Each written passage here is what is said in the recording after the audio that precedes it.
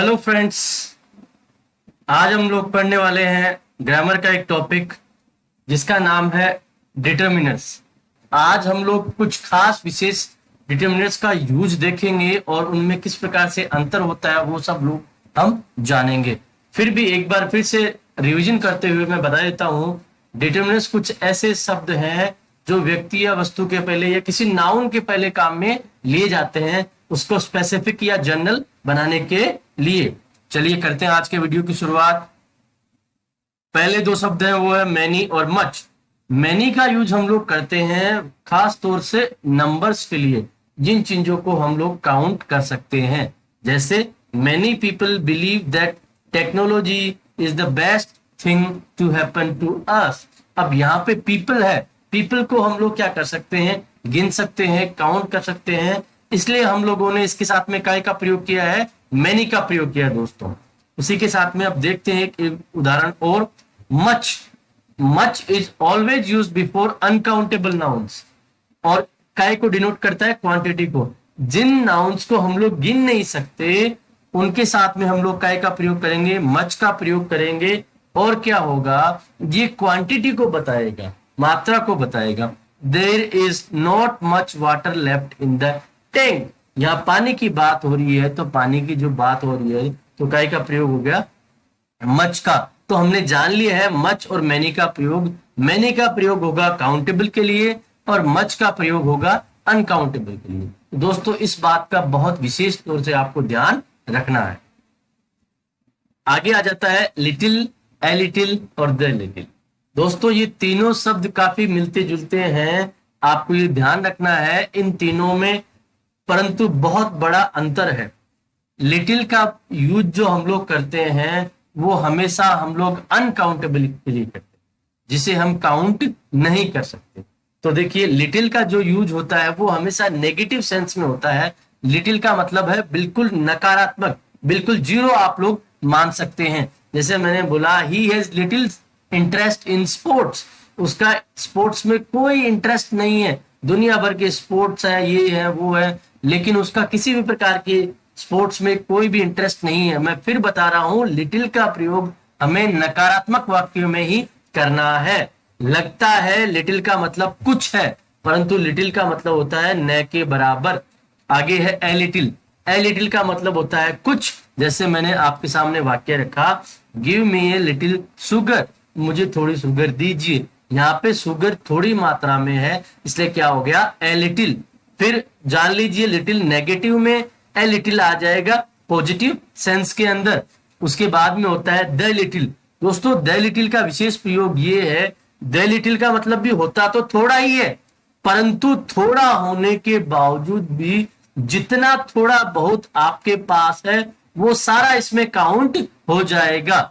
एक उदाहरण देखते हैं, He gave the little money he had to charity, कि उसके पास थोड़ा बहुत भी जो पैसा था वो सारा पैसा, यहाँ पे सारी क्वांटिटी काउंट हो गई, हालांकि उसके पास कम था, वो सारा पैसा उसने चैरिटी में, दान में दे दिया था। तो बात समझ लें आप लोग, लिटिल, ए लिटिल और द लिटिल ये तीन शब्द है। लिटिल का प्रयोग हम लोग करेंगे नकारात्मक वाक्यों में, ए लिटिल का हम सकारात्मक में, द लिटिल का भी सकारात्मक में।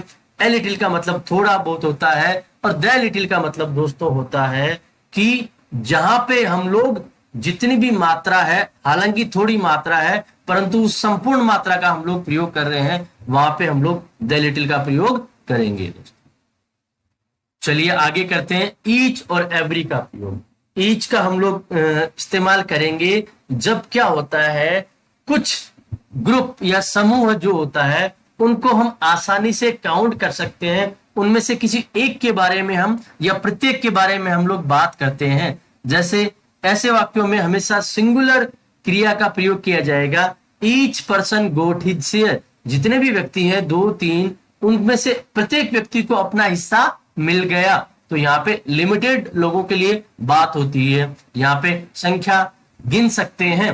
एवरी, एवरी का प्रयोग हम लोग करते हैं जहां पे बहुत ज्यादा संख्या में लोग होते हैं या व्यक्ति या वस्तु होती है, लेकिन हमें हमारे लिए काउंट करना या गिनना बहुत ही असंभव या न के बराबर होता है। एवरी जो है वो इससे ईच से काफी स्ट्रॉन्ग या ताकतवर या मजबूत होता है। जैसे मैंने बोला every man does his duty. अब एवरी मैन में कोई भी व्यक्ति, कितने भी लोग आ सकते हैं। ईच जो है एवरी से छोटा वर्ड है, इसमें समूह जो होगा उसकी संख्या हम लोग गिन सकते हैं, पर एवरी जो होता है उसमें हम संख्या को गिन नहीं सकते हैं। जैसे मैंने बोला every word of the speaker was really very very interesting. यहाँ पे एवरी वर्ड बोला गया है। अब हमें पता नहीं कि स्पीकर जो है उसने कितने वर्ड बोले, पता नहीं कितने भी हो सकते हैं, 100 हो सकते हैं, 200, 1000, कितने भी हो सकते हैं, तो हम उसे काउंट नहीं कर सकते, वो अनलिमिटेड नंबर है। इसलिए हमने काय का प्रयोग किया गया, एवरी का। परंतु जहां हम काउंट कर सकते हैं, जहां हमें लगता है कि मात्रा सीमित है, वहां पे हमें ईच का प्रयोग करना है। ईच और एवरी दोनों का मतलब है प्रत्येक। अब हम पढ़ने वाले हैं few, a few, the few के बारे में। दोस्तों जैसे हमने पढ़ा है लिटिल, ए लिटिल और द लिटिल के बारे में, उसी प्रकार से फ्यू, ए फ्यू और द फ्यू होते हैं। जैसे हमने देखा लिटिल, ए लिटिल और द लिटिल, ये तीनों जो होते हैं वो अनकाउंटेबल के लिए काम में लेते हैं, जिन्हें गिना नहीं जा सके। परंतु फ्यू, ए फ्यू और द फ्यू हम लोग काम में लेंगे उन सारे नाउन्स के साथ में, उन सारी संज्ञाओं के साथ में जिन्हें हम आसानी से गिन सकते हैं। तो चलो करते हैं इसकी शुरुआत फ्यू, ए फ्यू और द फ्यू की। पहला शब्द है इसमें फ्यू। फ्यू का मतलब होता है न के बराबर, जिसका मतलब कुछ नहीं। मैंने एक आपके सामने एग्जाम्पल रखा है, few people here are vegetarian. इसका मतलब ये लगता है कि इसमें से कुछ वेजिटेरियन है, परंतु नहीं दोस्तों, इसका मतलब ये है कि यहां जितने भी लोग बैठे हैं उनमें से कोई भी वेजिटेरियन नहीं है। ये ध्यान रखे, फ्यू का प्रयोग हमें नकारात्मक भाव में ही करना है। ए फ्यू का देखते हैं। ए फ्यू का मतलब है थोड़ा, संख्या में थोड़ा होना। जैसे हमने उदाहरण रखा आपके सामने, she has only a few friends. उसके इतने ही दोस्त हैं जिन्हें वो अंगुलियों पे गिन सके, केवल उसके नाम मात्र के ही दोस्त है। इसलिए यहाँ पे नंबर क्या है, कम है, इसलिए हमने क्या किया, काय का प्रयोग किया है, ए फ्यू का प्रयोग किया है। आगे देखते हैं दोस्तों द फ्यू। द फ्यू का मतलब भी थोड़ा ही होता है, परंतु जितना है उतना सारा हमें काउंट करना है। चलिए उदाहरण देखते हैं। Mohan gave away the few clothes he had. Mohan ने क्या किए, जितने भी कपड़े उसके पास थोड़े बहुत थे वो सारे दे दिए। तो यहाँ पे मोहन के पास कपड़े थोड़े बहुत ही थे, परंतु उसके बाद जितने भी थे वो सारे उसने दे दिए। दोस्तों ध्यान रखना है, तीनों में फ्यू का प्रयोग नकारात्मक है, ए फ्यू और द फ्यू का प्रयोग सकारात्मक है। हमें ए फ्यू और द फ्यू में अंतर किस प्रकार से करना है। ए फ्यू का मतलब है थोड़ा बहुत, संख्या में बहुत कम, परंतु द फ्यू का जहां भी प्रयोग किया जाएगा वहां जिस भी नाउन की बात होगी उसके बारे में कुछ अतिरिक्त सूचना या इंफॉर्मेशन हमें मिलेगी। इसलिए आप इन दोनों के बीच में बिल्कुल भी कंफ्यूज ना हो। ए फ्यू और द फ्यू में आसानी से आप लोग अंतर कर सकते हैं। एनी और सम।